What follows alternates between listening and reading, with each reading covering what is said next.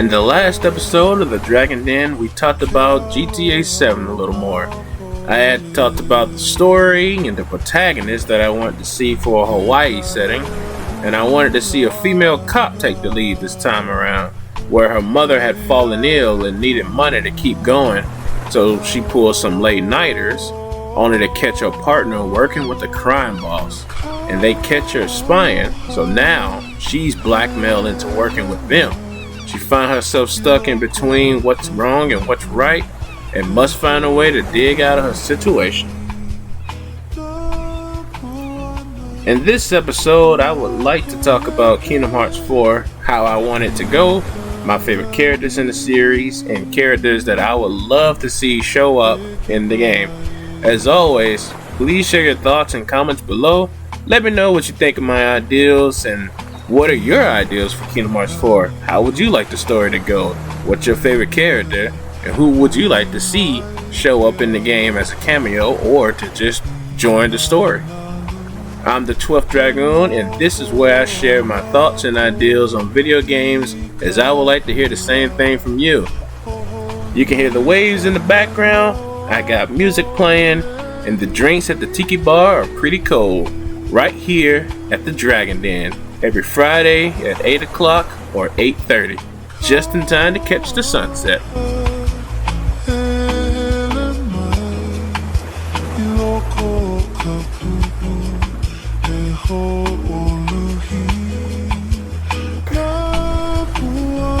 Alright.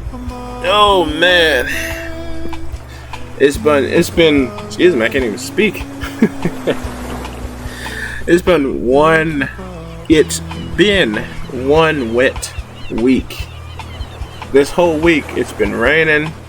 I'm actually okay with it. We got a lot of flowers and stuff that need to be watered, and the rain is helping me out a little bit, watering the flowers and stuff. Getting a lot of the flowers in my garden are growing pretty well, blooming. They look very beautiful. Maybe I should show some pictures of what my garden look like so you guys can see it.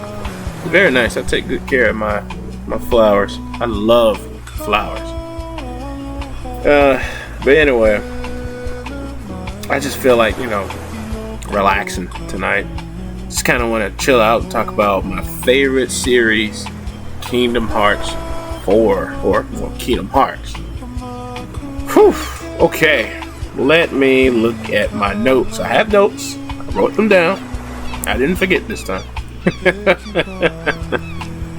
Honestly, I just want to chill out for the rest of the night right here on the beach, just listening to music. I'm good for that for the rest of the night. What should we start first? I guess I should say that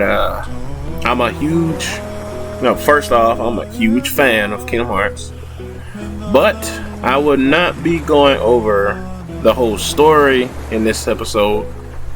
I might do it in like another episode or so, but not in this one. Right now, I just kind of want to get to the meat, So we're not gonna be talking about the whole story of Kingdom Hearts to help people catch up with the game. No, I mean, if you ain't caught up by now, then I don't know what to tell you. I mean, it's a long story. I mean, it can be explained in short ways, long ways, medium ways. I don't know how you want to say it, but it can be explained in all types of ways. I can't really tell you how I don't know. I can't tell you how I caught up with the story, because like when I first got into Kingdom Hearts, it was Kingdom Hearts 2. I played that game first before I played 1 or Chain of Memory. So I have no idea how I just know a lot about the lore and the story. I don't know. I keep up with it. I don't know what to tell you. Have I played every Kingdom Hearts game? No. I don't think no one has, because there's so many games that's been canceled and made only exclusive for Japan, and you just can't play them all. And then they got phone games and stuff. I mean, they brought them over, but you can't really play all the Kingdom Hearts games. Some of them are discontinued, like Kingdom Hearts Union. I really like that game. I know a lot of people hate it. I like it. I like it because it's Kingdom Hearts on your phone. But I'm not gonna go over the lore in this episode. No, maybe in another episode, but not this one. If you don't know anything about Kingdom Hearts, or you're just not caught up yet, this video is not a good idea to watch. I'm gonna talk and assume that everyone who's watching this video is caught up with what's going on with the story, or have the same somewhat understanding as me. It sounds brutal when I say it like that, but I mean, Kingdom Hearts is a long game, and I'm trying to tell you, it's a long thing. It takes too long to explain when you want to get the full picture, you know? So, if you want to, I mean, the thing about Kingdom Hearts, if you want to explain one thing, you have to explain another, and then another, and before we can have a complete understanding and conversation about what going on, so we can both be on the same page. It's a lot to take in, you know? It's like saying, I'm trying to think of an example of what explaining Kingdom Hearts is like. It's like if I asked you about a game and I said, hey, Todd, what do you think about Bam Bam 8?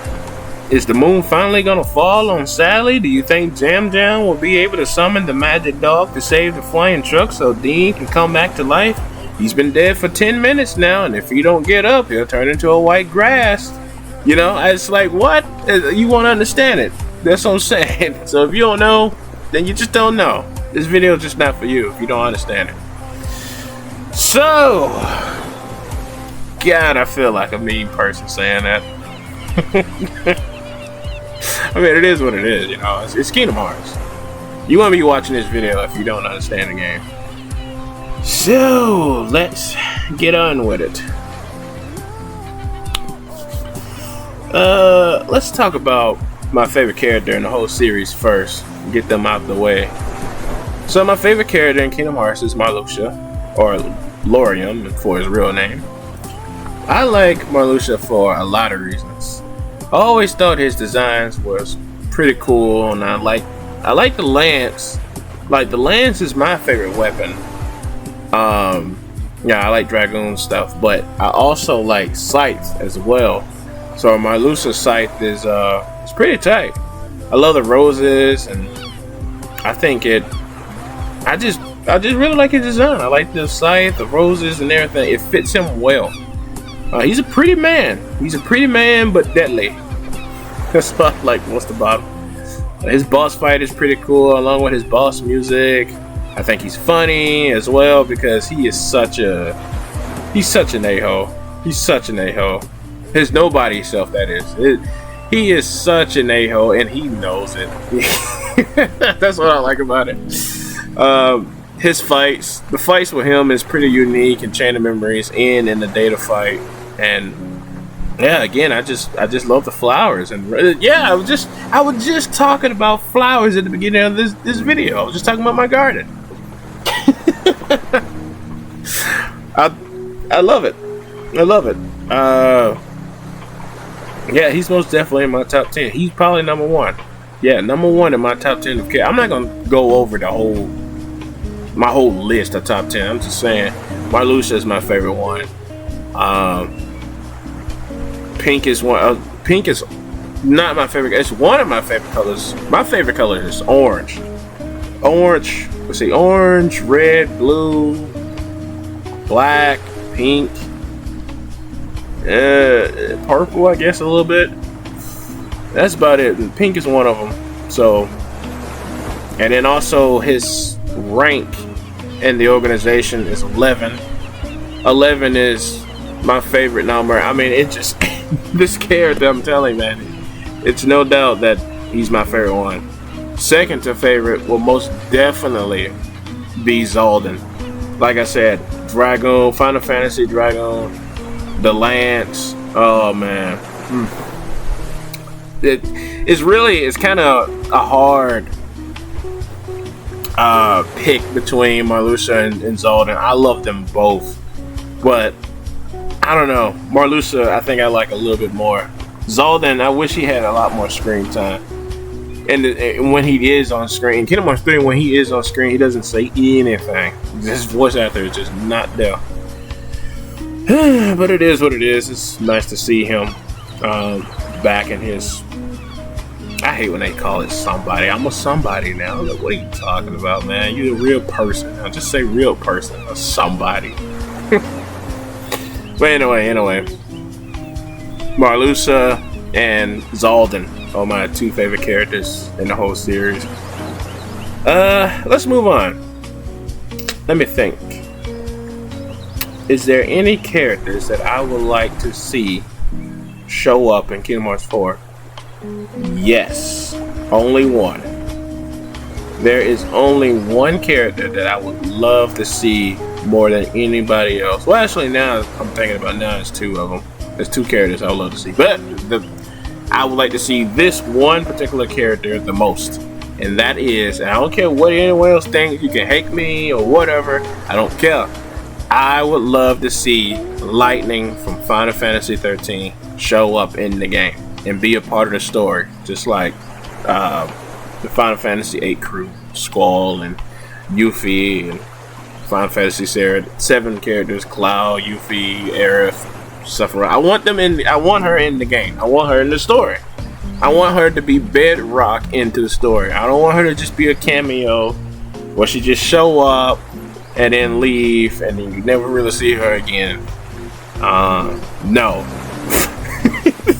No. I want her in the story. Period. I want her to be a part of the story, the part of the series forever in every game. That's what I want. I don't care what anyone else thinks. I don't care. I mean, everybody else, any other character that can show up, that's fine, whatever. I mean, they can get modded in by the mod community. I want Lightning to be legitimately in the game. I don't care what other people say. I don't care if people don't like her games. I don't care. It wasn't made for you. It was made for me. So eat dirt. Nah, I just kidding with you. I got a crush on Lightning. I can't lie. I got a crush on her. I like her a lot. I like her. I like her character design. I like her personality. I like her character development, if you want to call it that, in Final Fantasy 13. I've played all her games, 13, 13-2, and Lightning Returns. I think Lightning Returns is one of my favorite games. I'm not even going to go into it. I'm not going to go into it. Getting off topic a little bit. But yeah, I want her in the game. I want her to be a fight. I want her first introduction to be a boss fight. Just like Sephiroth, when you encounter him in the Coliseum in Kingdom Hearts 1. He's not really in the story yet, but like, you know, you fight him as like some sort of secret boss in the game, and then like when Kingdom Hearts 2 rolls around, he's in there. Not really. I mean, he doesn't really have too much anything to do with the story. I mean, I guess you could say that for Cloud as well. Cloud and Sephiroth don't really have too much to do with what's going on in the story, but they're there, and that's good enough for me. I mean, I wish they were a part of the story, but they just kind of seem more interested with each other, which is fitting. But yeah, they're not really part of the story. I want Lightning to be part of the story, like Leon. Trying to think. What I was saying, her first introduction. Yeah, I would love for her to be like a fight. When she show up and just start fighting Sora just because she probably thinks that he's an enemy or some sort. Like Sora. I don't know. I just want them to fight for some reason. And I want her to win. I want her to beat Sora up thinking that he was a bad guy or something like that. And then she finds out that he's not a bad guy, actually a good guy, but she never apologizes for it. I want that so I want that so bad. Oh my god, man. That'll just put a smile on my face. That'll be so cool. Oh man, I would love to hear how her theme song would sound in like a Kingdom Hearts style. Man, that would be They probably never will do that though.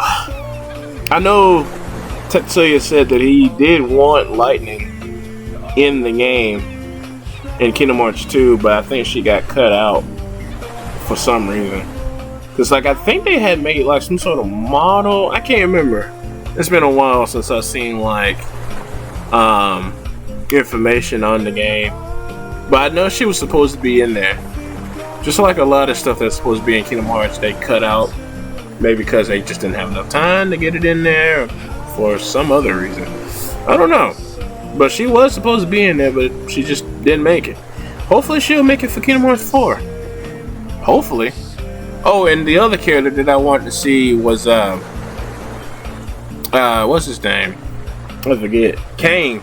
Kain from Final Fantasy 4. Kain is the Dragoon in that game. I would love to see him show up too, be a part of the story and be a boss fight. Yeah, I would love to see him as well. I'm trying to think, is there anybody else? No, just those two. I say just those two because, like I said, like the modders. Oh my god, man! If you guys have never seen Kingdom Hearts 3, and what the mod community has done with the game, boy, I'm talking about fresh new content every day. No matter what it is, world maps, character designs. I think Lightning is in Kingdom Hearts 3. I think someone made like a mod where you can play as her or have her in your party or something. But I know they had Noctis in the game. They had his world map in the game. I mean, these modders, man, they are nuts, and they just won't stop. Like every day, you can show up on the Nexus page and just refresh the page, and there'll be something new on there. New keyblades, all kinds of stuff, outfits, different move sets. Someone had made like their own move set with Sora and Roxas, and combined their movesets together and made this whole main thing for Sora to do. And it's just so crazy how they do it. I mean, before Kingdom Hearts 3 had got that update where they gave Sora a couple of new moves to make it feel a lot more better, to feel a lot more Kingdom Hearts 2 style. I mean, the modders had already taken care of that problem. Soon Kingdom Hearts 3 hit PC, it was over. It was over. Oh man. But anyway, let's move on. Let's move on to the thick of it.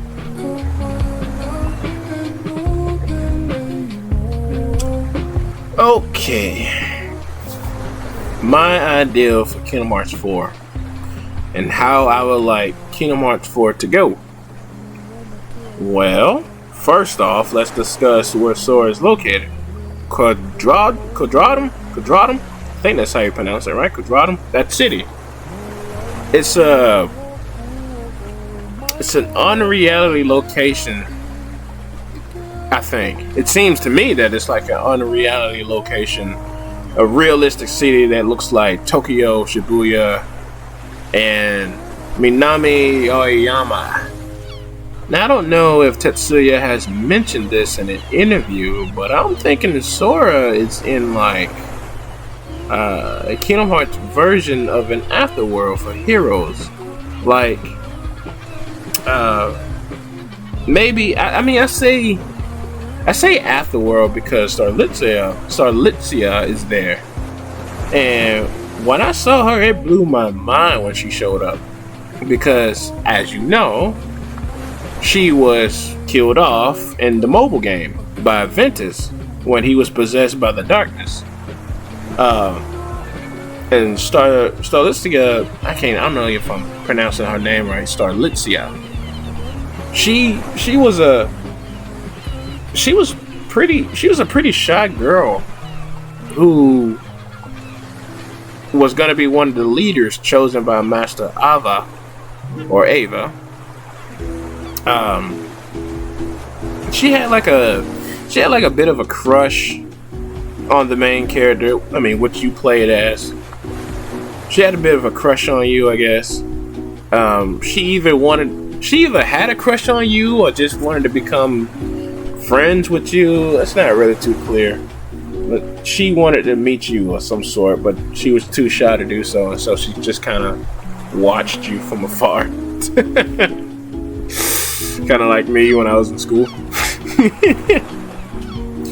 But she was lured into a dark room, and she was killed off. She was attacked. And she's also Marluxia's sister. And Marluxia, he's in the game as well. He was born back then in those times. He became a leader by Master Ava.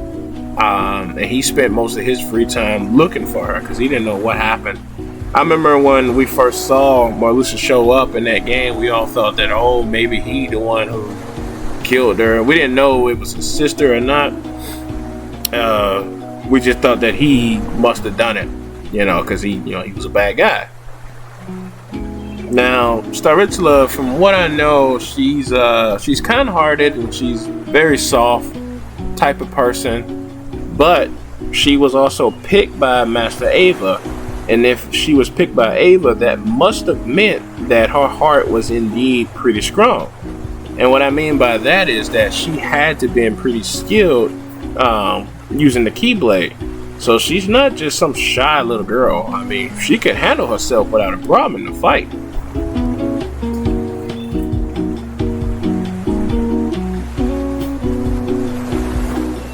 And the fact that she's there with Sora is making me think that, yeah, it is like some sort of afterworld. Because, she died. Or some sort of purgatory, resting point. I don't really know. We'll have to wait and see.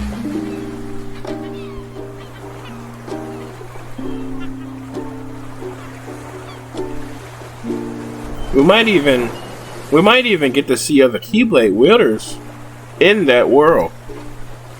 Cause if she's there, then what? I mean, shouldn't there be other Keyblade wielders there as well? Actually, we should see like a whole bunch of Keyblade wielders if they're coming from the war days. That makes me beg the question: if Sora is there, and they keep showing shots of Yozora in the same location, then does that mean Yozora is also dead? Or is he in the same afterworld? Or can someone come to that location? The normal people that live there on the street, can they see the Heartless? Or do they, how do they fit into that world? I don't get it. Maybe I'm starting to think that we have like a Kingdom Hearts Dream Drop Distance situation going on here, where there's like a copy of the world. On one side you have the normal city where people are going about their lives, going to work and stuff like that, having like a normal life, like reality.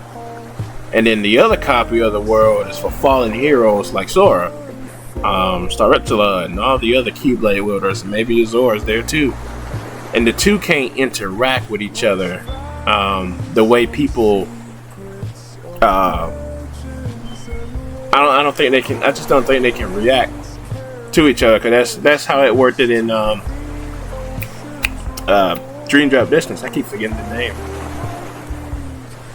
But the way the people reacted when they saw the Heartless show up in the trailer, pulling out their phones, taking pictures, that made me think that this is the first time they've seen Heartless, or Heartless showed up in that world. And what I mean is, Heartless, they're gonna show up in every world, in every single world, no matter what it is. But this is the first time these people are seeing it.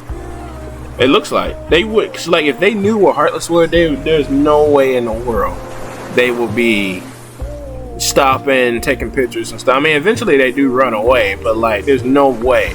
If they were dealing with Heartless for a while now, there's no way they'd be taking pictures like it's the first time they've seen it. No, this is just now happening. I feel like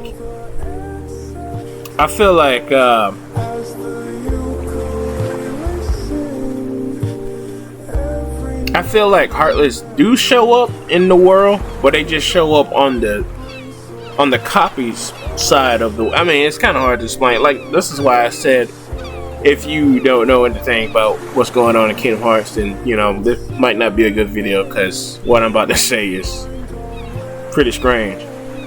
Like I said, with the Dream Drop Distance, they introduced like the copy of a world and stuff of dreams. There's a copy, like you have like this, like you have a, oh man, how can I explain it? You have a world, and then you have an exact copy of that world. One side is awake, one is sleeping. The sleeping world is, I don't know, I can't explain it. I can't explain it. But like, monsters show up in that world, but they're usually nightmares and stuff like that. It's not Heartless, it's just nightmares. And in the real world, monsters that show up in that will be Heartless. Dream Eaters and Nightmares show up in the sleeping world. Heartless show up in the real world. Those two enemies don't really collide with each other. But I'm still thinking that it's like a copy of a world that Sora's in. I feel like it's a copy of a world. I just said the same thing. It's a copy of a world. It's a copy of that city, Dragoon. I can't say the name of that city, Dragoon. You know what I'm talking about? What Sora's at? I feel like he's in like a copy version of it, and Heartless show up where he's at as normal. But I feel like someone with a lot of power must have somehow collided those two worlds together, letting the Heartless flood into that world, and now Sora has to deal with the problem before it hurts some people. It's kind of hard to explain. It's always hard to explain when you're talking about Kingdom Hearts stuff. It's always hard to explain. But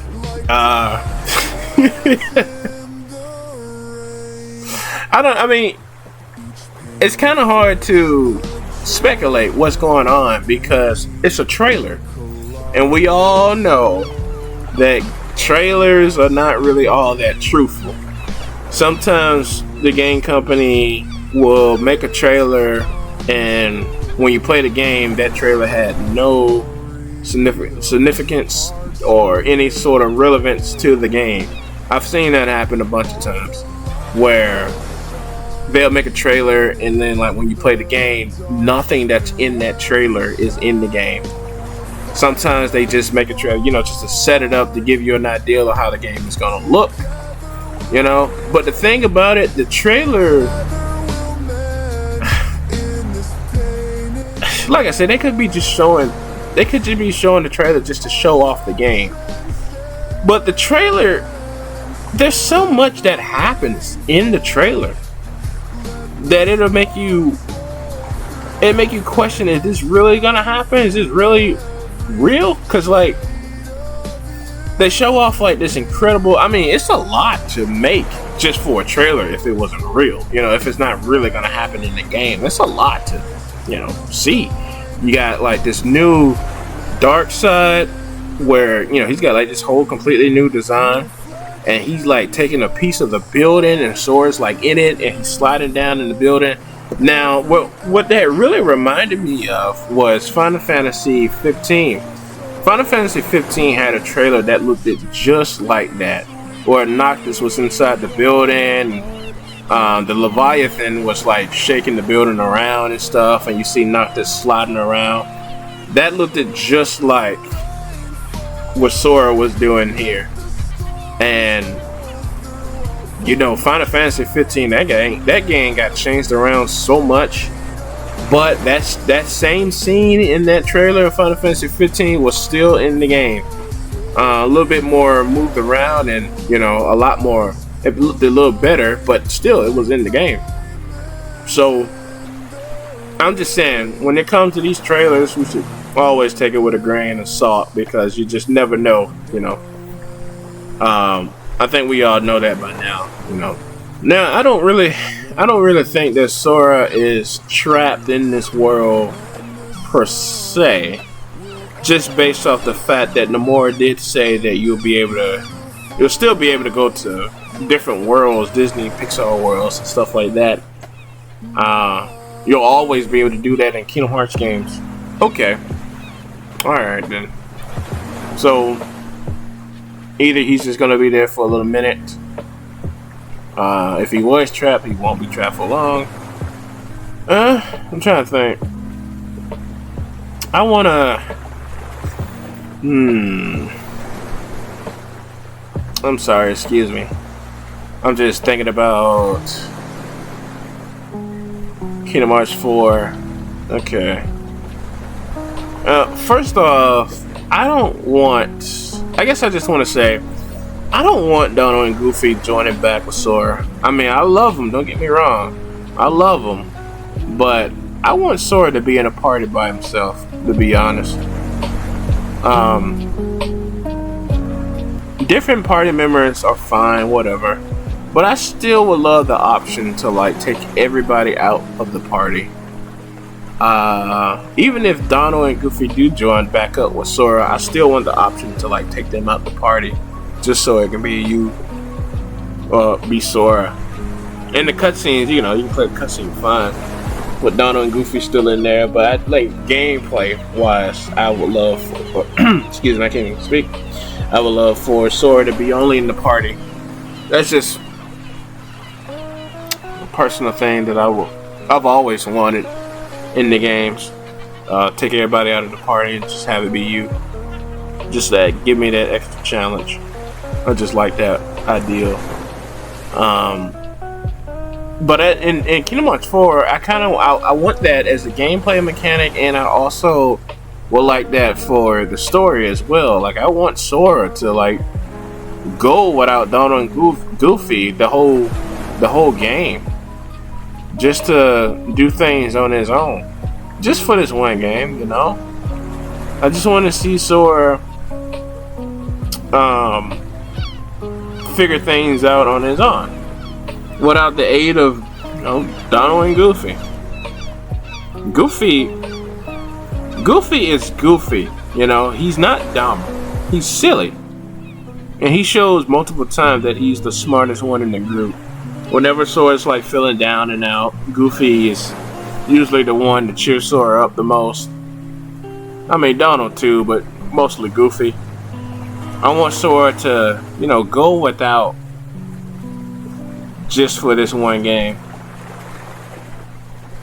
I want Sora to go without them just for this one game, just to see how it'll go. I'm not saying that other members can't join Sora's party.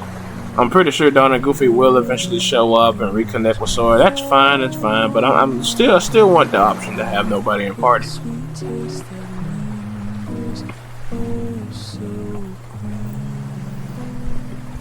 I want to talk about my thoughts on Yozora. Well, honestly, I got no idea. I don't know what to think about him. To me, he's just Noctis. He's just a Noctis clone. I think he's just a Noctis clone that Nomura originally wanted for Final Fantasy 15. Back when he was trying to juggle both Final Fantasy 15 and Kingdom Hearts 3, but he had to be placed on Kingdom Hearts 3 only, and Final Fantasy 15 got changed around a lot. That's all Yozora is to me. And that girl that he's trying to save is like another Luna. Yozora got his team, and one of them looks kind of like Ignis. I mean, come on, it's Final Fantasy 15. The characters in Kingdom Hearts 3, they keep saying that Yozora looks like Sora. What are you smoking? No, he don't. He doesn't look like Sora. He looks like Riku. He looks just like Riku. Is he Riku's nobody? Nah, I don't think so. I don't think Riku's never died. Well, besides the Keyblade War thing where they all die but get reset. I mean, that whole part was weird. I think we can all just sweep that moment underneath the rug. That was nothing. I thought it was funny though. I thought it was funny The strong heroes of light finally all get together and show up, only to be killed off in a few minutes by the Terranoid and little baby shadows that form together and make a little tornado. I wanted to see another fight like in the Kingdom Hearts 2 secret cutscene with Armor, Terra, and Ben and Aqua, where they tried to fight Xehanort and Vanitas.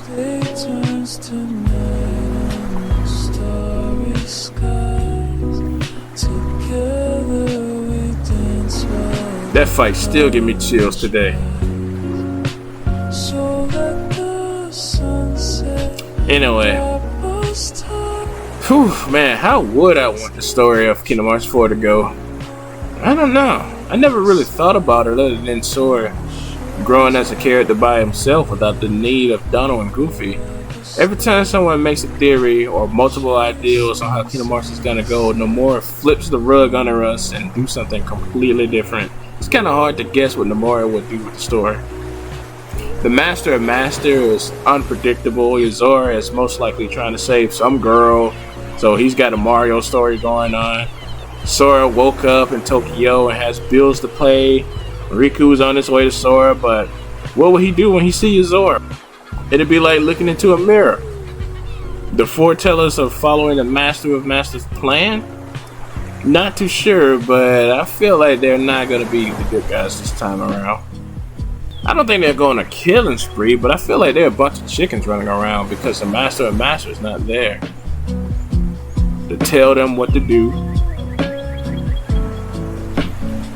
I feel like they're just going to be misguided and be a threat in some way. Don't forget, these people were the one that were trying to kill each other in the war, with a bunch of kids as their army, fighting each other because they started accusing each other of stealing Lux, using darkness, and just straight out just don't like each other.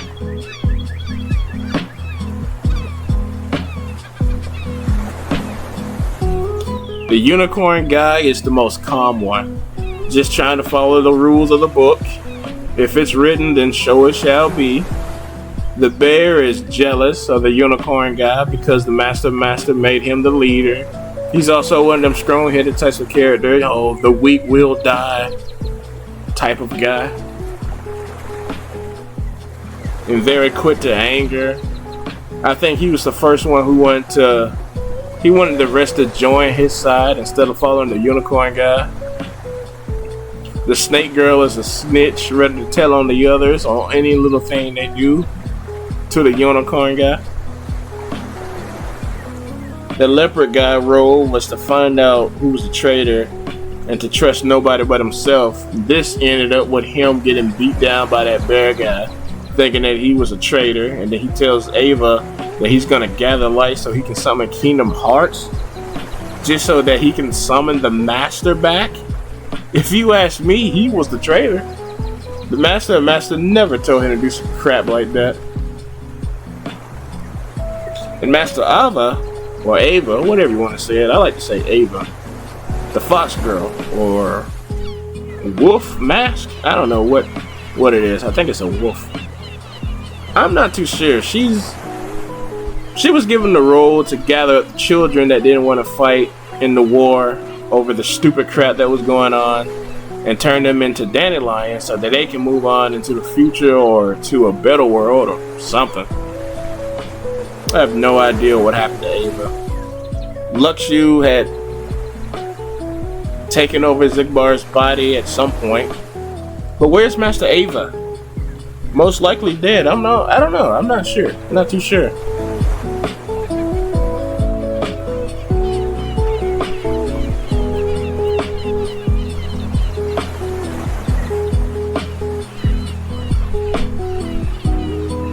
I know people have speculated that due to the conversation with young Xehanort and the black box, that the Master may not be a man. He might be the power of light itself in some sort of form of a man, wearing the darkness repellent cloak, which is, the organization jacket, but really is It was created way before organization even was a thing.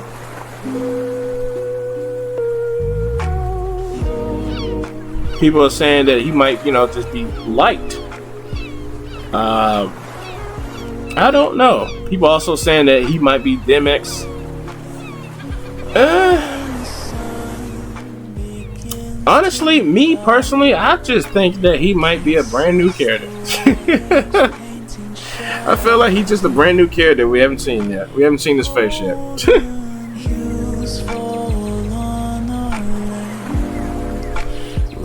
I'm still thinking.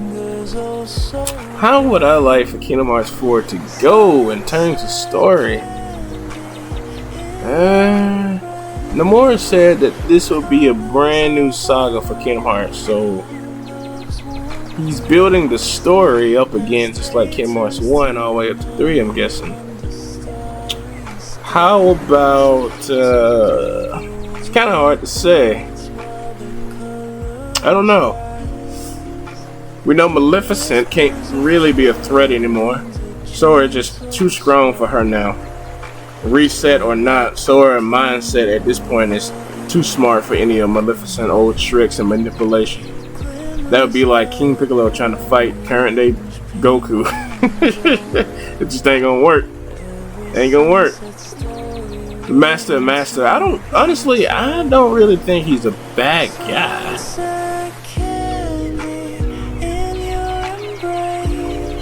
I don't really see Nomura putting him as like some sort of threat, or at least not yet in this game. I feel like it'd be way too early if he was like the boss.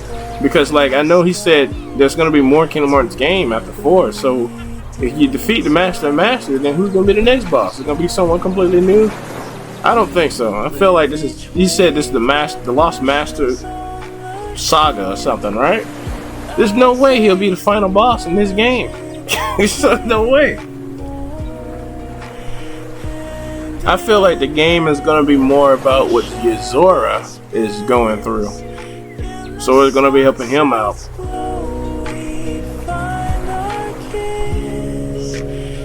When Yozora showed up for the first time to meet with Sora, he seemed unbothered by Sora's presence, about his surroundings. Remember when they met in that sky world? To Sora, it was just like another world. He's been through, multiple worlds before. He knows the drill, but Yozora didn't really seem too bothered by being in another world. Maybe he visits other worlds as well?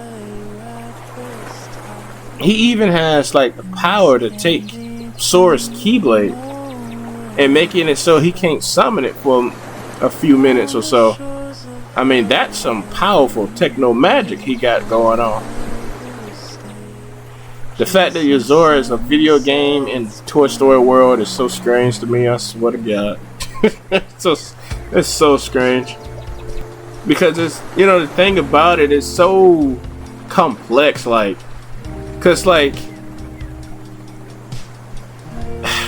people were saying that, there's some theories that people were saying that, okay, so if Yozora is a game, what was it called? Virtuum Rex or something? If his story is a game in the Kingdom Hearts world, then Kingdom Hearts must be a game in his world.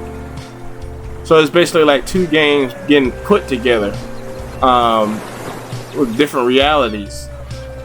But the thing about it was in Toy Story's world. And in that world, Sora is a toy. So it's kind of hard to speculate when it doesn't really happen in the original world, like Radiant Garden or something like that.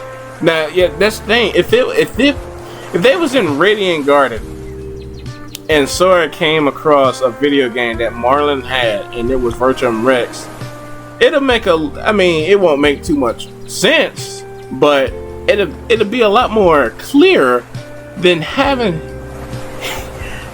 him as a video game in the Toy Story world, because it's kind of convoluted. It's convoluted now, because it's like, what? Remember when you first go to Toy Story World? It don't even have anything like the opening sequence. It's not even Toy Story. It's Yuzora. It's his stuff. Yeah, showing off his stuff, and then they pull the camera back, and it's turned out that it's Rex playing the game, and it's just like, what is going on here? I don't get it. The more this is too cryptic. It's too cryptic. It's a clue what's inside the clue that's inside a clue. I don't know. It's what? It's one of those. You find the key to open the treasure box, but inside the treasure box is a treasure box, and then inside that box is a map to another treasure box. It's like, come on. What? Oh man.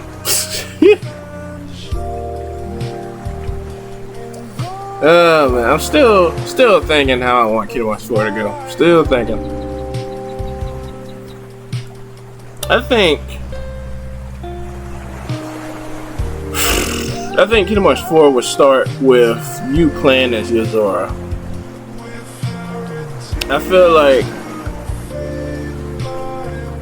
feel like he does his own version of Dive Into the Heart. Just like Kingdom Hearts 1 and 2. He does his own version where he, underwater, he falls down to his heart, I guess. I think he'll land on his own heart. Some things will appear, like in Kingdom Hearts 3, to set up the game, like picking the sword, shield, or staff, see what abilities you want to get first. Then you'll make your way through the heart chamber, or whatever it was called, heart station. You'll probably go to Yuzora's friend's heart. The hearts are his friends. You'll probably go there, fight a little bit, and then you'll get to the last one, which is probably Sora.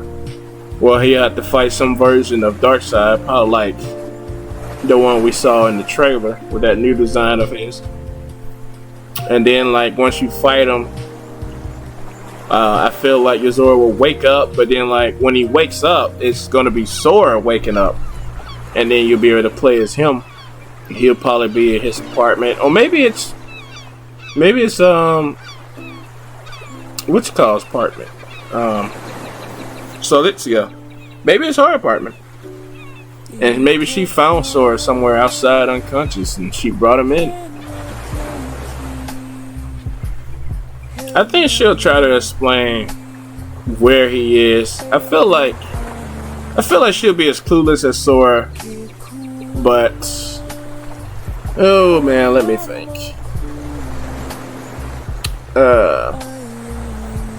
I think we'll get some cutscenes of Goofy and Donald and Hercules' world trying to find Sora in the underworld, thinking that he's there. Mickey Mouse is supposed to be looking for answers, and Scholar Kala checking out the library, like Master Yin said told him to. That's why we see him in that library, in the screenshots that they had released.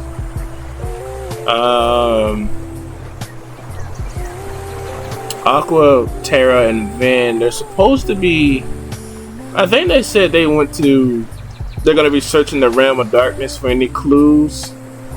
No doubt they'll probably run into Riku's Keyblade that he left there. I have no idea what Roxas and the gang are gonna do. They're probably gonna be checking out that castle again, trying to figure out what's on Ansem's computer. Probably nothing.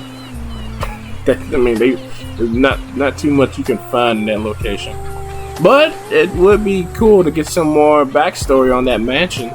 There's a lot of unicorns, sculptures, and emblems in that mansion, and there's that unicorn guy, that master. One of the foretellers is, the leader is a unicorn. Maybe he's got some sort of, I don't know, connection with that mansion. I doubt it.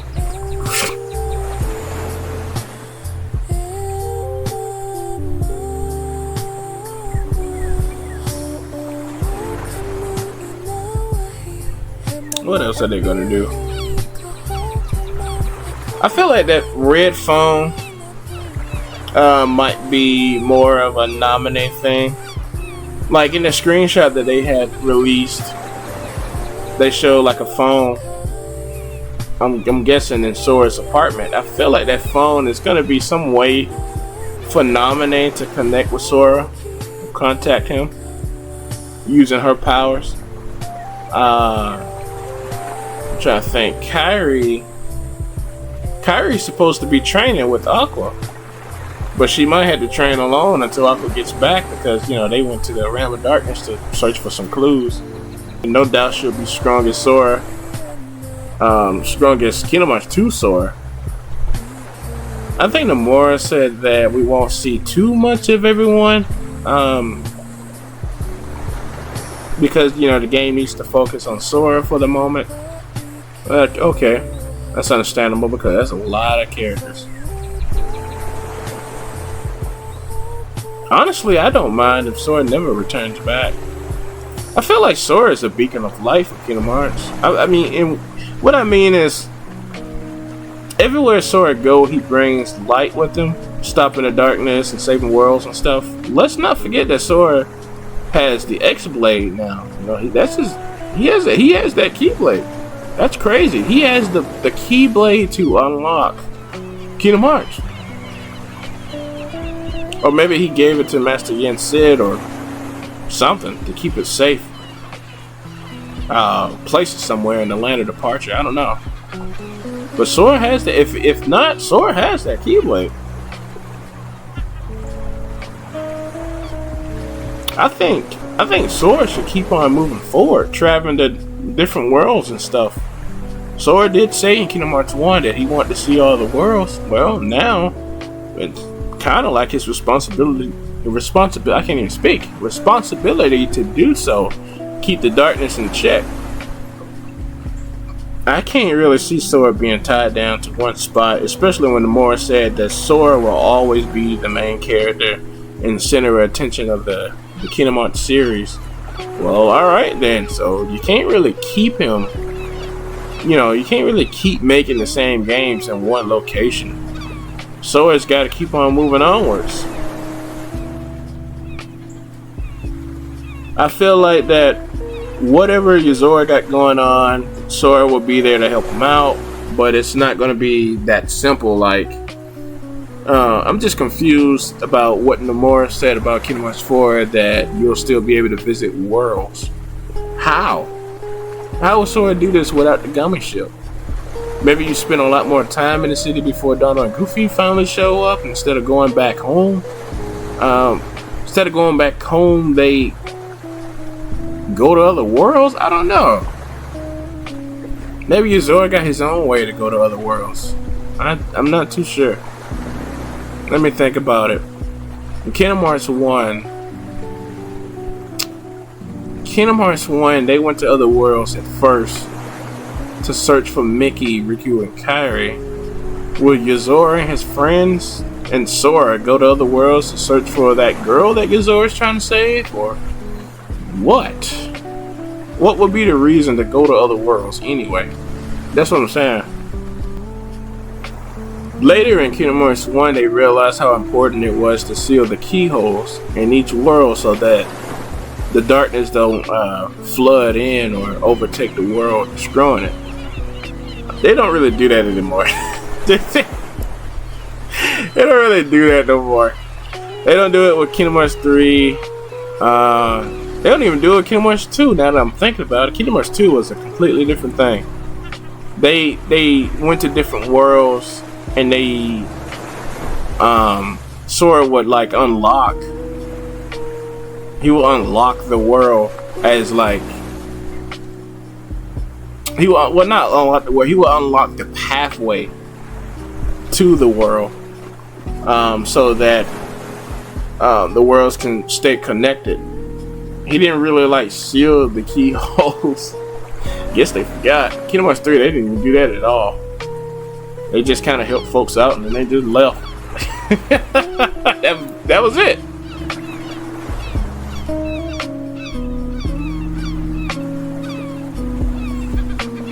Sealing the keyholes was very important because it stopped the Heartless from taking over the world, destroying it. Maybe Sora will start doing that now in Kingdom Hearts 4 again. I would like to see that.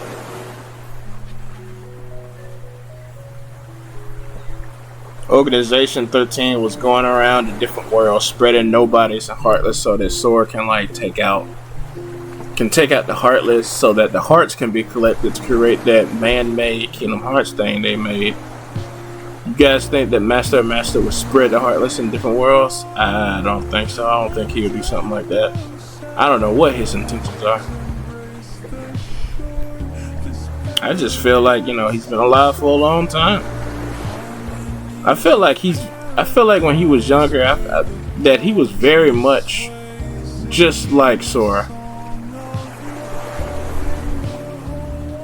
I feel like he's seen the darkness take over and control over light. I feel like he's seen the darkness take over and conquer over light many times, and then from the ashes, light is born again. Feel like he spent much time trying to find ways to combat the darkness, but he knows that it's useless. And instead, I feel like he wants to find a world to be in where darkness can't reach, switching body to body in order to find this perfect world. But with no luck until he found Dragoon, or whatever it's called, the city that Sora's in. Maybe he found maybe he's the one. Maybe he created like a copy of this city. Make like a dream version of it, so that he can stay in where there's no darkness. But then there's the threat of nightmares. There's a threat of nightmares. Funny enough, because the Master has the ability to create Dream Eaters. He showed that ability in the movie. He made the charity thing, whatever that little cat thing is called. Now you can argue with me in saying that the Dream Eaters that he made. Now you can argue with me and say that the Dream Eaters that he made was a big part of causing the Lost Masters to become paranoid into thinking that one of them was a traitor because they got corrupted by the darkness and stuff like that. But who's to say that's the Master's fault? The Book of Prophecy said that there was going to be a traitor, but I don't really believe that the Master wrote the book.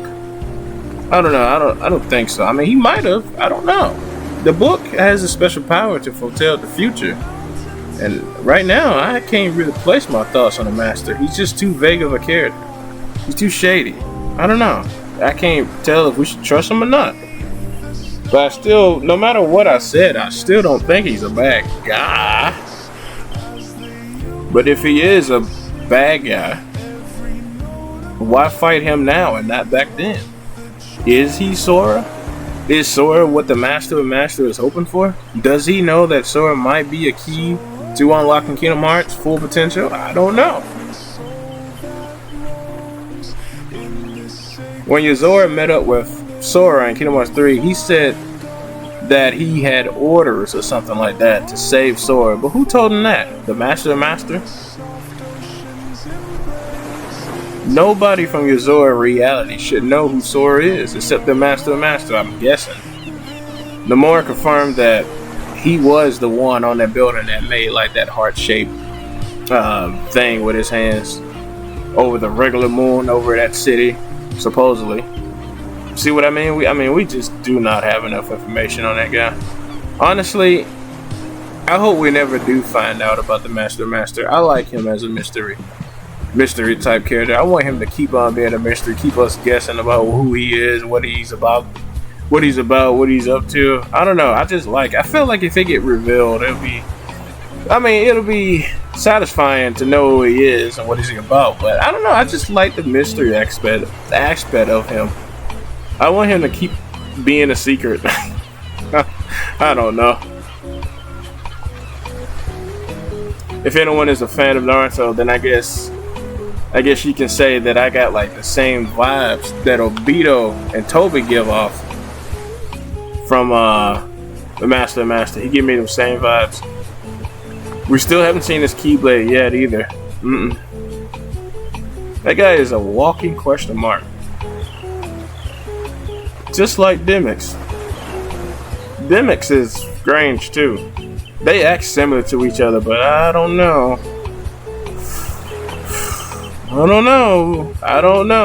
I really don't know. I don't think Demyx is the master.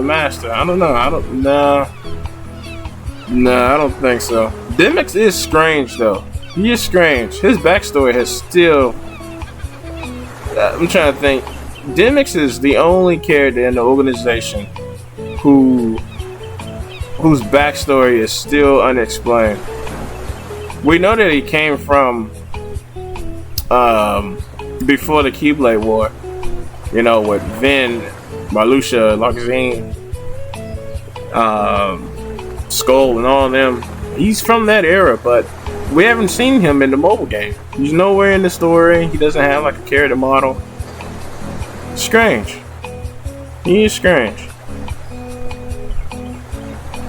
And how did old Xehanort know about Demyx's connection?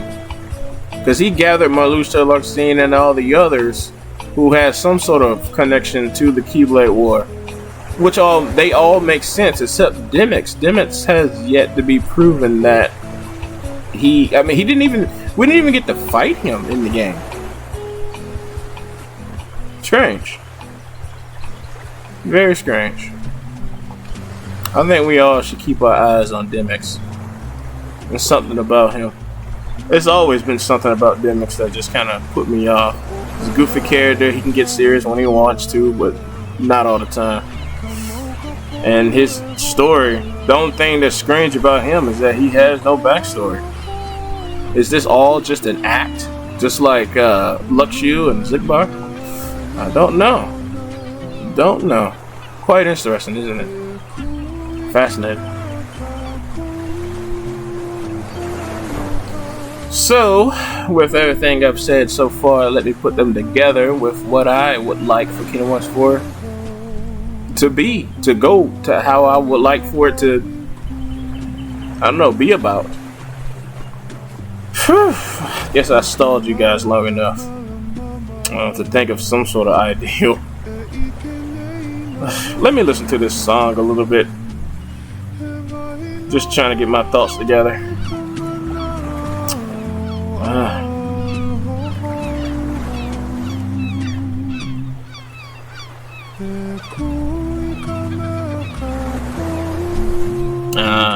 I think I got an idea. Hang on, let me get me a pen. Well, I guess I could type, but I don't want to hear all that typing noise. Distract me from listening to the music. I want a pen.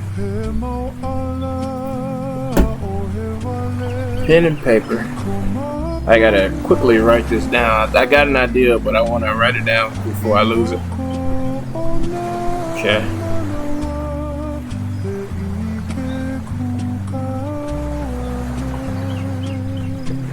Just just keep on listening to the music. Hang on, I'm writing this down. I made some sweet tea. I forgot it was here. Probably hot now. No, it's not. It's still got ice cubes in it.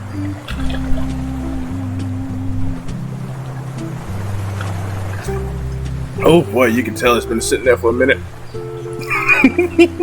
Forgot it was there. I always do that. I always pour myself a drink or something, and then I'll focus on something else, and I'll just completely forget about the drink until hours later, and it's just completely hot. I still drink it anyway because I don't want to waste it. And I just cannot remember things. That's why I'm writing this down right now, because I just can't keep things in my head for too much longer. Okay. Just let me finish this last little part. Don't worry, I write really fast and neatly.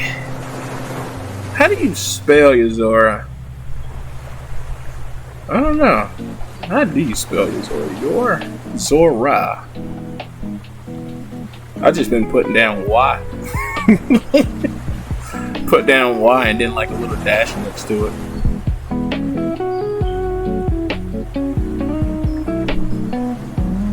Alright. I am done. Okay, I feel like I'm writing a paper for class. Alright, stand up and read to the class your progress. Yes, ma'am. Alright, what I learned in boating school is... Okay. Alright, now I'm done. Alright, I'm done. Okay. Like I said, you start the game as Sora. You know, you do the dive the heart thing, just like what Sora did in Kingdom Hearts 1, just like Roxas did in Kingdom Hearts 2. Once you fight the boss, yada yada yada, you wake up as Sora after that fight in the heart station. Sora wakes up in the apartment, rather it's his or Starlitzia, whatever. Same ideal. I said, right? Sora, knowing him, he'll probably be upset about being cut off from his friends, but happy that knowing that Kairi is safe with them. He'll probably tell himself that no matter where he is, that his friends are always with him and in his heart. Yada yada yada. Same old Sora, different hairstyle. So he's probably say his friends are always in his heart. So he'll never be alone. Starlitzia would most likely challenge his perspective on reality, saying some stuff about what it means to be real in this world, and her maybe tying in her own past and connection to the dandelions being explained to Sora, so he can understand a little bit about the history and Keyblade War stuff. Outside of that, they probably I think they'll pull off. Okay, what I wrote here. Hang on, I just want to say this: Kingdom Hearts 1. Kingdom Hearts 2. Well, Kingdom Hearts 2 is a big upgrade from Kingdom Hearts 1, but there is one thing that Kingdom Hearts 1 will always have, and that is Kingdom Hearts 1 had a lot of charm when it comes to their worlds. I'm not saying Kingdom Hearts 2 didn't have a lot of charm with their worlds. I mean, they did. You know, it's all there. It's okay. I like it.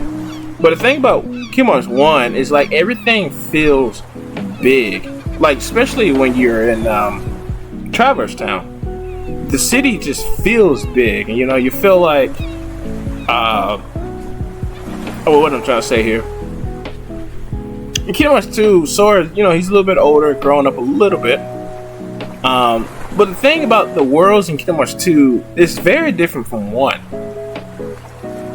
KH2 worlds, they kind of, I know some people have said this before in comments and videos. I've seen it.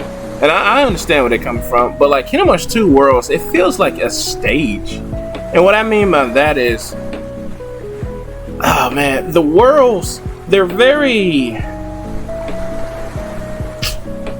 open, like not in a good way. Like they're like sections.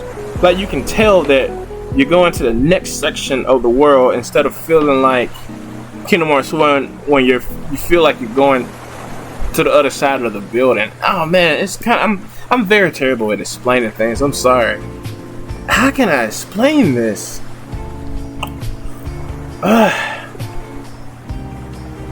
Aladdin. I'm so tired of Aladdin. I hope it doesn't come back. But then again, I said the same thing about Hercules, and they brought it back for Kingdom Hearts 3, and I love that world. I don't know. It just depends on how they do it. I'm just tired of seeing Aladdin. I love him, but I'm tired of seeing him. Aladdin in Kingdom Hearts 1. Think about that world, how it looks. And then think about how it looks in Kingdom Hearts 2. Kingdom Hearts 1 version of Aladdin is very small, kind of cramped, but it feels believable because it's a big city, so it's a little boy. And like everything just kind of feels like you feel like you're actually in the city. Kingdom Hearts 2, it just feels more gamey. Like I don't know how to explain it. It's a lot of. It's very. When I say open, I don't mean wide.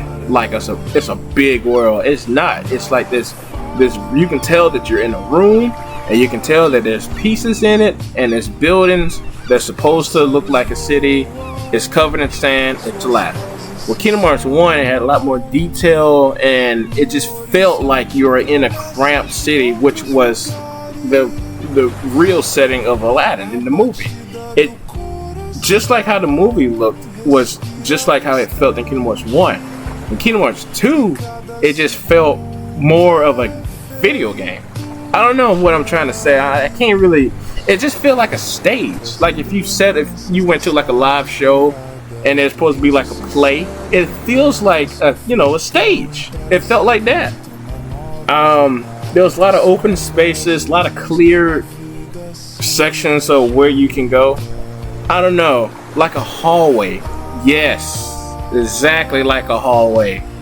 Every room felt like a hallway. It's kind of hard to explain.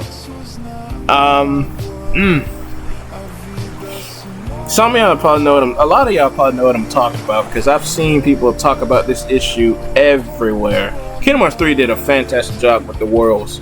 Every single one of the worlds are pretty good. I don't think there's no. Is there a bad looking world in Kingdom Hearts 3? No. The story's not all that great, but no, there's no bad looking world. Every world has got like just detail. There's cramped spaces, so it don't feel like just this hallway you're going through. No, I like how there's different angles you have to run through. It just felt a lot more believable. Felt like you were really actually playing Sora in this Disney movie. It felt real. Well, not real, but you know what I'm talking about. It just felt like he was actually in the movie. Like Frozen. That was not a good world. That was not a good world. In terms of story, the way they did it was, I don't know what was going on with the directing in that. I don't know what. Maybe it was because I don't know the Disney curators of Frozen. Maybe they didn't want certain things to be in Kingdom Hearts, and so it just I don't know. It came out really weird. There was a lot of weird segments in that Frozen world, but story aside and directing aside on how that went, the world is still nice and beautiful, and there's a lot of parts to it. Sometimes you can even get lost in that straightforward game, because except for Pirates of the Caribbean, that world in that game is still straightforward, but like the rooms are so big that you kind of you can get lost. Honestly, you can actually get lost in a Kingdom Hearts game. That's nuts. That's crazy. That's a good thing. This is a good thing. It makes it feel a lot more believable because like Pirates of the Caribbean, I didn't know how they were gonna pull it off because it's the ocean world. The pirate themes and stuff like that. There's different towns, there's islands, and they did it just. I mean, oh my God, that world is so beautiful. Jesus Christ. And then you get to go to the Big Hero 6 world, and that's the whole city, and oh man, that's just so nuts. It's so nuts. And the thing about Kingdom Hearts 3, there's not a lot of worlds like the other games. I think Kingdom Hearts 3 I think it still has more worlds than Birth by Sleep. I think. I can't remember. Birth by Sleep had no. I can't remember how many worlds Kingdom Hearts 3 got, but I know I think it's more than Birth by Sleep. But anyway, fantastic job with the worlds and stuff. I digress. My point is,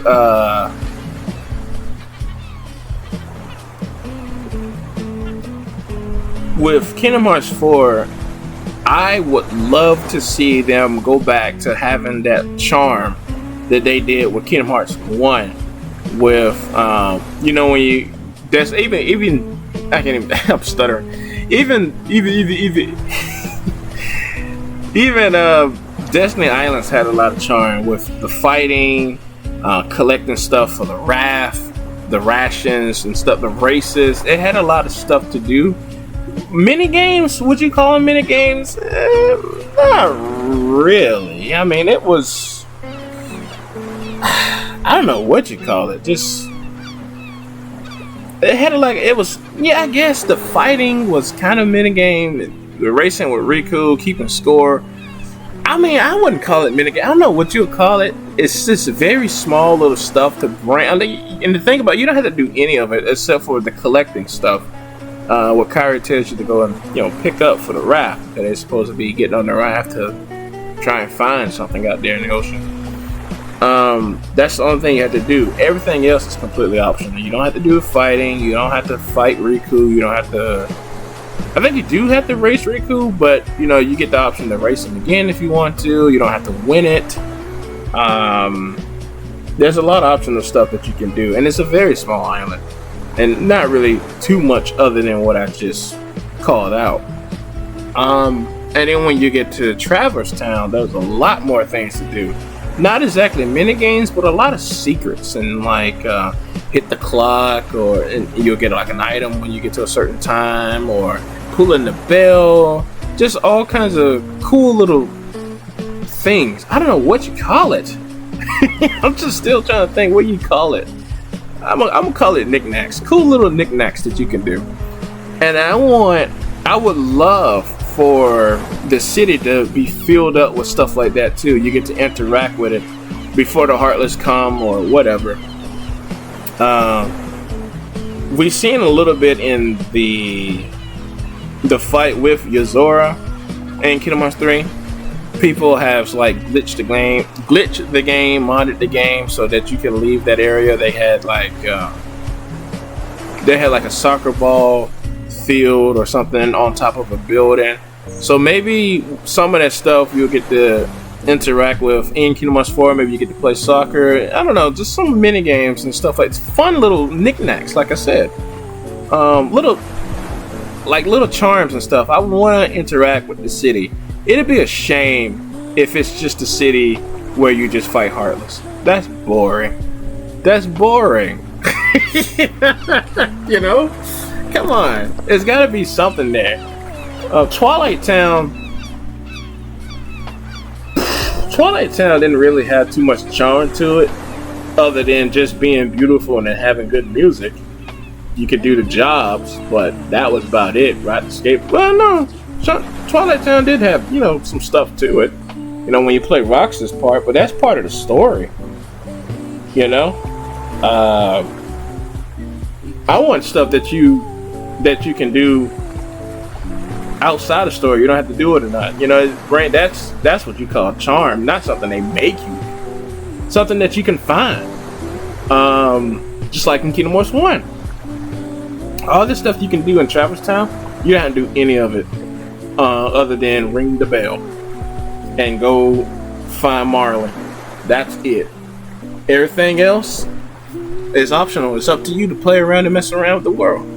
And I would love for them to bring a lot of that stuff back. Kingdom Hearts 3, did they do that?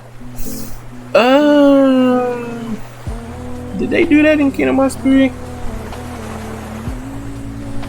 Not really. They had little stuff in there. I'm trying to think. I mean, if I had to think about it, then they didn't really do it that much.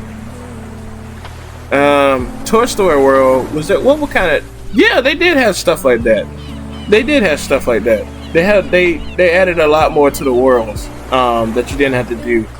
You guys know what I'm talking about. Like in Toy Story World, what was some stuff that you could do that was kind of cool? Just being a toy and being inside Annie's room, I would count that as a knick-knack. That was pretty cool. Going underneath the bed and stuff, that's like a little toy size. Being an action figure, climbing on his stuff, going out the window, that is just really cool. The only, I want to say this. I know this is off topic, but I want to say this. I've said this so many times. I hate the fact that Zurg is not in the game. I love Zurg so much, and I get so mad when I think about how he's not in the game. He's not a boss, or he's not something or anything to interact with. I don't even think you get to see a picture of him or anything like that. There's nothing of Zurg in the Toy Story world. Nothing. No reference or anything. And man, man, I was so mad. Because the whole thing about me was that I wanted them to do like a Zurg fight where you fight him as the boss, or he get possessed by darkness or whatever, or he, anything. I would have took anything. But it didn't do it. Didn't do it. Just make me so mad, man. I wanted Zurg in the game. Makes me want to cry. I wanted him in the game. Maybe we get to go back to Toy Story World. Maybe. I mean, it's not too common. You get to revisit the world. I mean, look at Aladdin. Look at Hercules. Hercules been in there forever. Almost every game. I feel like we're going to get Jungle Book. Yep. Oh, I don't want to talk about worlds. Not in this video. Not yet. I'll say that next time. But, some cool things that you can do in Toy Story other than being a toy and all that, this and that, being in Andy's room, hanging out with Buzz and Woody.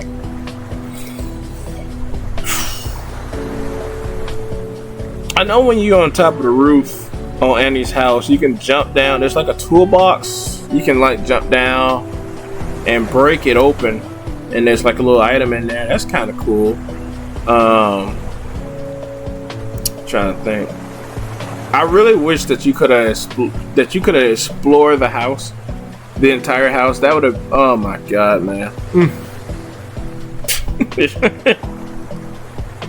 I know some of y'all probably like, why would you need to explore the house? Why would you even want to do that? That's just nonsense. A waste of time. Yeah, but I don't care. I don't care.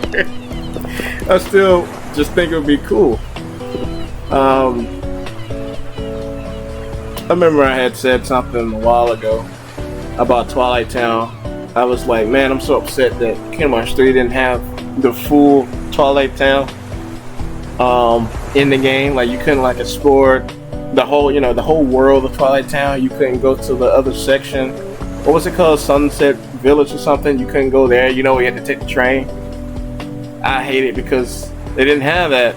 And people was like, why would you need to go there? There's nothing over there of any use or anything. And I was like, so what? I want to see it. I want to see it in the new graphics.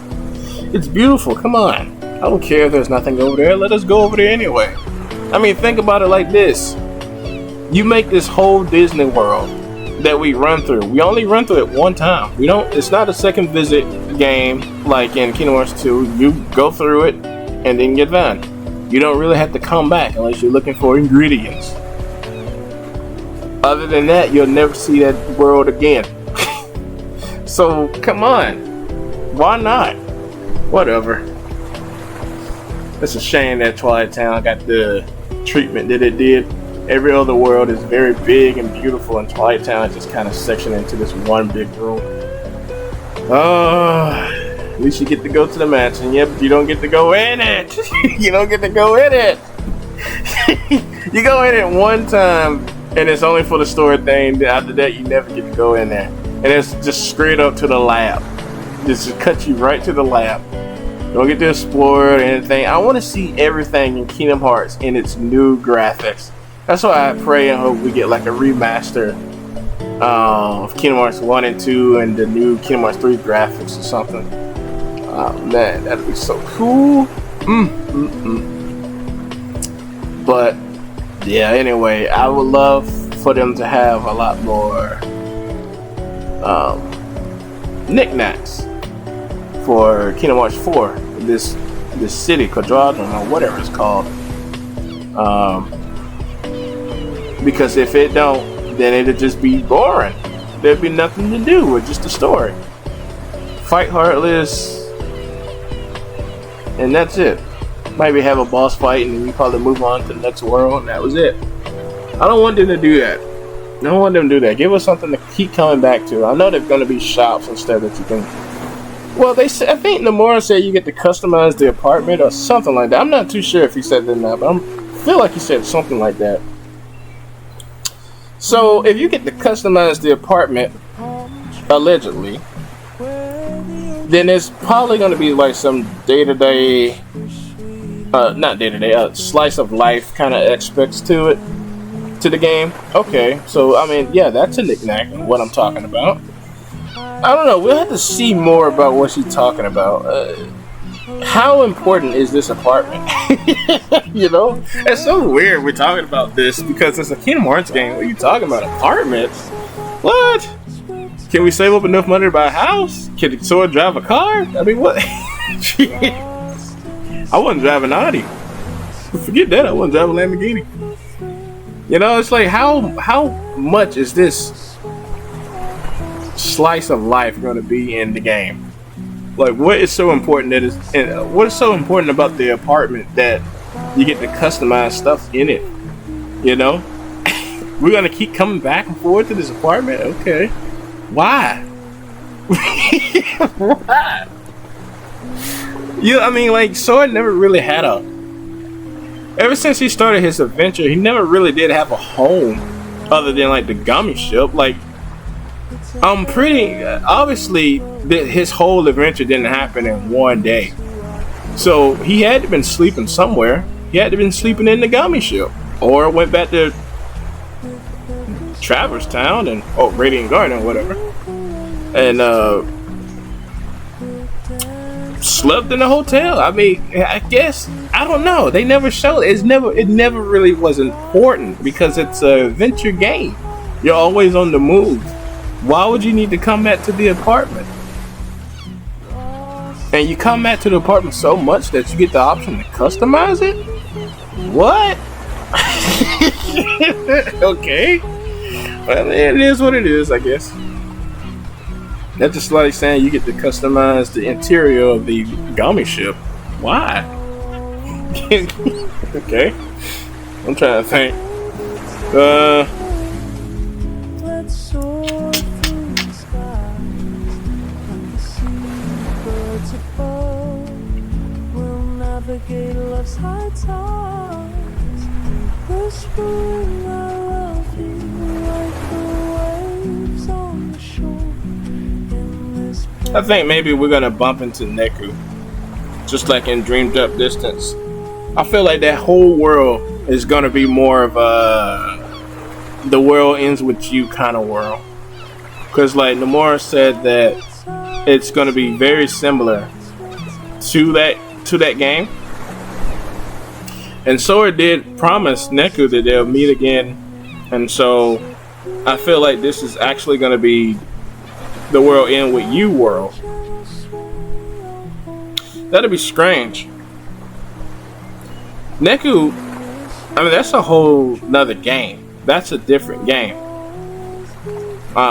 Written and directed and designed by Nomura himself. Of course, I mean, he can do that, man. He's got the power. I mean, Kingdom Hearts is his game, and The World Ends With You is his game. If you want to put them together, sure, go ahead. But that's just strange, and it makes me wonder how is it gonna work? I don't know. It's odd. The Final Fantasy, they all are different games. All the Final Fantasy, I can even speak. All the Final Fantasy characters, most of them come from different games. You got Final Fantasy 8 with Final Fantasy 7 characters. Then you got Final Fantasy 10 with Yuna and Riku and the other one. Forget the girl name. Then you got Tidus in there, Waka, Selphie, Leon, Yuffie, Cloud, Sephiroth. All these Final Fantasy characters are from different games. Why is Jazor so different that he has his own video game? You know.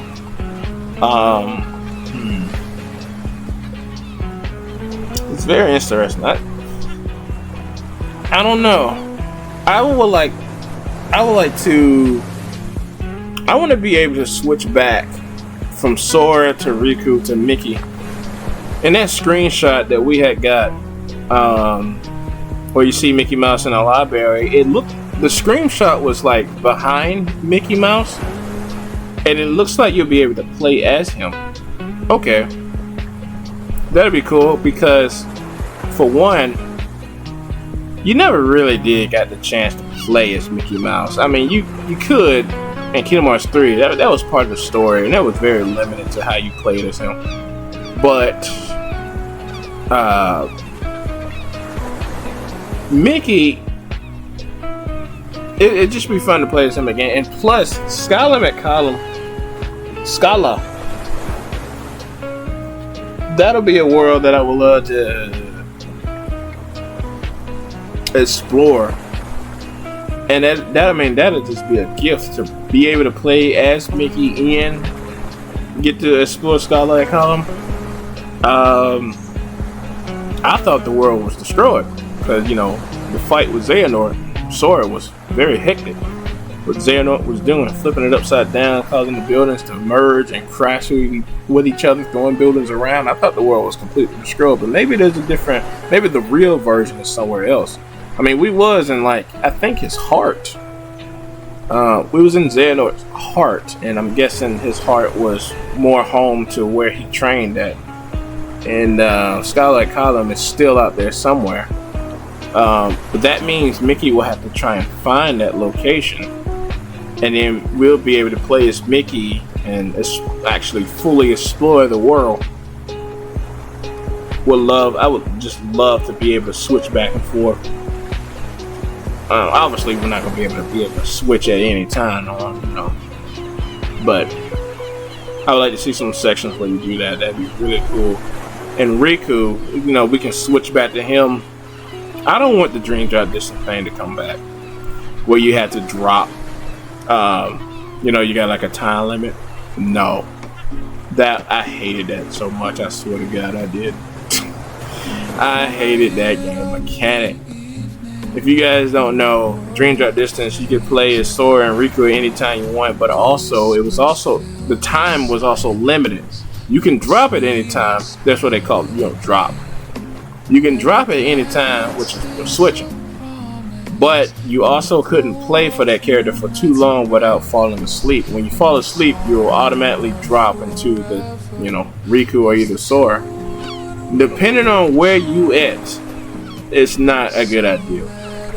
You could be doing something you could be in a boss battle or something like that, and Sora will fall asleep and switch to Riku. And you can immediately switch back to Sora, but when you do that, you'll have to restart that whole fight again. And it's very annoying. They got items in the game where you can counter it, but I don't like it. No. Oh boy.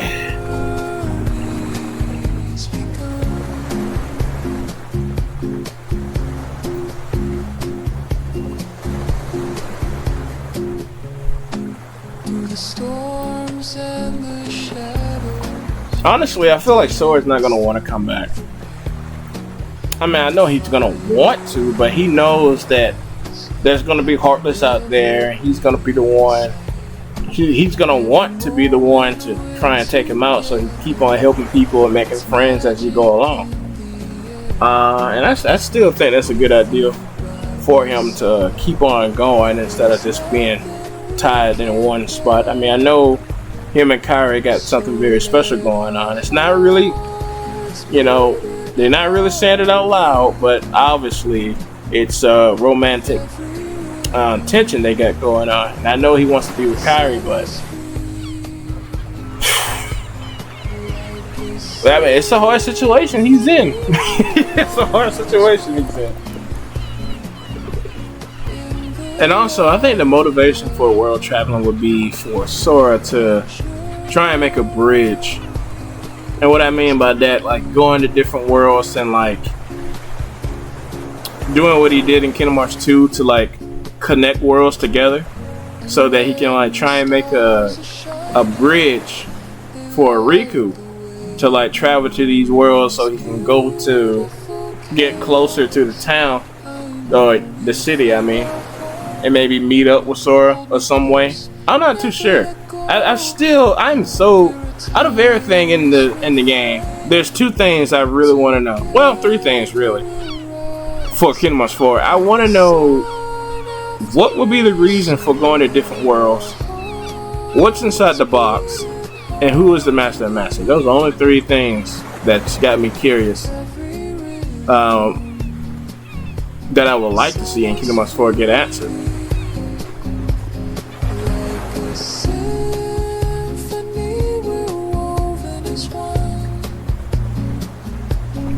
How is Sora even gonna go to other worlds if he's not using the gummy ship? Maybe he can do what Terra, Aqua, and Vin do. They just use their keyblades. Yeah, that's a good idea. Or maybe he just used his heart to like transport him to a different world, just like the Beast. But it's like maybe he's got no control of where he'll end up, and his heart will just take him where it just feels where the Keyblade needs him at. I don't know. We'll just have to see. It's very intriguing to see how Nomura's gonna play this off. Only Nomura can write something like this.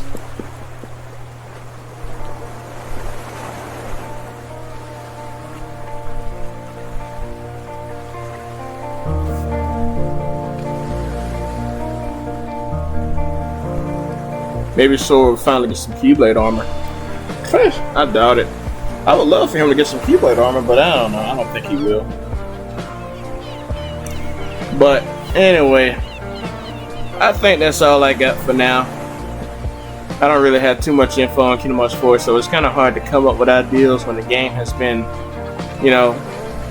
pretty vague, and the series has so many twists and turns. It's very unpredictable games. I can only predict what the characters are gonna do, but the story, Nomura's writing style has changed, and it continues to change through each game. I can't really tell anymore.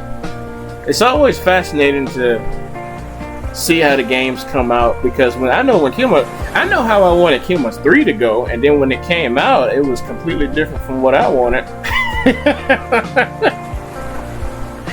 I wanted a more darker story, and I wanted Sora to use the darkness. I mean, he does, but it's not like tied to the story. It's more of a game mechanic kind of thing. Rage mode. That's still a pretty cool thing, though. Maybe we get to see Rage mode again. I don't know. Oof. Without Donald and Goofy, how he's gonna use the drive farms? Well, he doesn't use the drive farm. He used the Keyblade transformations. Yeah, and he did show off the Keyblade, the Kingdom Key transformation. It's just a bunch of chains. Kind of similar to Master Ericus. How he can use his Keyblade to like use chains and stuff. Okay. Alright. I guess. I don't know. I hope the Keyblade designs in the game are not going to be dopey like they are in Kingdom Hearts 3. I don't really too much care for the designs in Kingdom Hearts 3.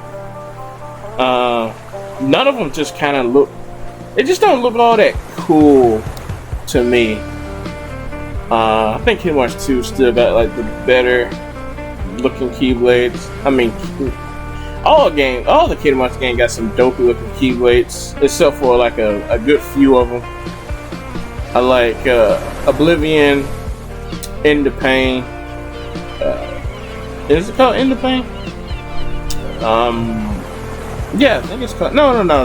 I like the Keyblade that Terra get at the end of the game.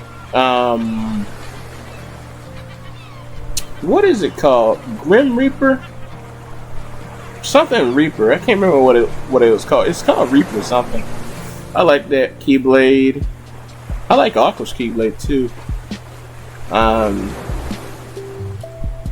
There's some pretty cool looking Keyblades in the series, but there's a lot of dopey ones because they're Disney Keyblades. Yeah. I'm trying to think, what are some Disney Keyblades that I like? I'm talking about like what I think is a cool design. Something that if I was a Kingdom Hearts character, something I would use. Disney? Oof. Ooh boy. Okay, let me think. Kingdom Hearts 1 Keyblades.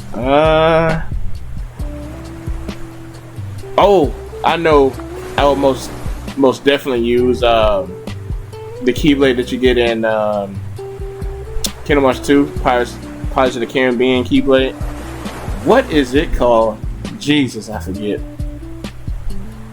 That's the name of it. Jesus, I forget. I forget the name of that Keyblade, but that black handle Keyblade, I like that. That looks cool to me. Any other Disney Keyblades I like?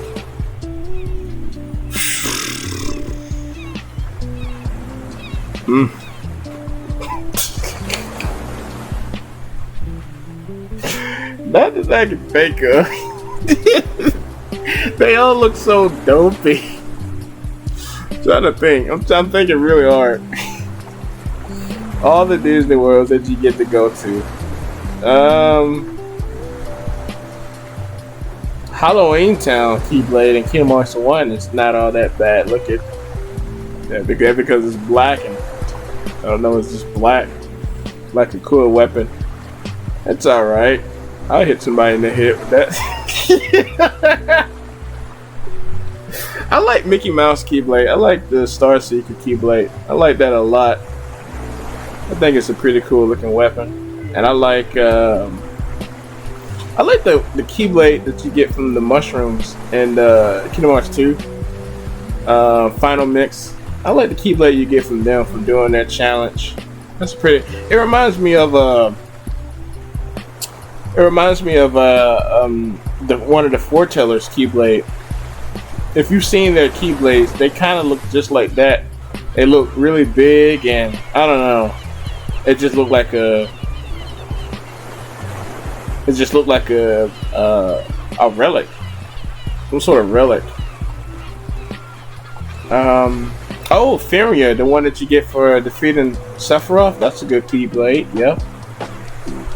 I never really too much cared about Oathkeeper. I mean, I like it.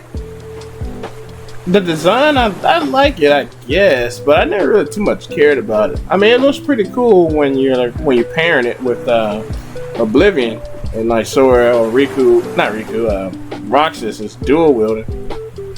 It looks good, but by itself, nah, I wouldn't use it by itself. It's got to be paired. But other than that, that's all I got for now. I guess next time we'll talk about the worlds that I would like to go to in Kingdom Hearts 4. The worlds that I would like to see in the games and stuff like that. Right now, I just kind of want to focus on the story, but now I'm realizing that I just didn't have too much to say about the story. We don't have enough information. The game is pretty vague, and with so much going on in the story, and Nomura saying that this is the start of a new saga, and so I don't know. With so much things changing, it's kind of hard to predict. It's kind of hard to tell, especially with the master being in the game. He's a walking question mark, just like I said. I don't know. He's just, when he's in the game, it's kind of hard to predict anything because anything can happen. Just anything. And in the trailer, they showed off, obviously, that's Star Wars. Obviously. Someone compared, like, one of the scenes that they had showed, it was a complete comparison from the Waterfall, the Woods scene, or something like that. It's Star Wars. It's completely Star Wars. So that's in the game. I still don't know how world traveling is going to work. What would be the reason? The only thing I can see is Sora's going to different worlds to, like, connect the worlds together, just like in Kingdom Hearts 2, to make some sort of bridge so that Riku can try and find him. Other than that, I have no idea. I don't know if Donald and Goofy are gonna catch up with Sora. They probably will. Most likely will. You never catch those three separate for too long.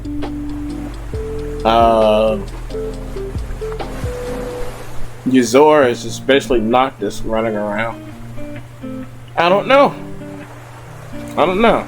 It will get a trailer soon. Maybe. Maybe that answers some questions. Maybe I can get a little bit more ideas in my head on how I think the story is going to go. What do you guys think? How do you think the story is going to go? What do you think it's going to be about? Sora going to stay where he at? Is he going to keep on moving on to other worlds, or is he gonna go back so he can be with his lady, Kyrie? I don't know. Honestly, I just want to see what Roxas is up to. I want to see more Roxas. But yeah, that's it, guys. That's gonna be it for this episode of the Dragon Den.